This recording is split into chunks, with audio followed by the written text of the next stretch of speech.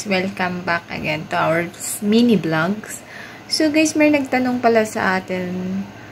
Ito po yung tanong niya. Pakibasa na lang po dyan. Kung pwede daw pong gamitin sa umaga at gamitan ng sabon paggabi ang kanyang katawan, something like that. Ang tinutukoy niya po dyan guys yung Rosemary Peeling Lotion.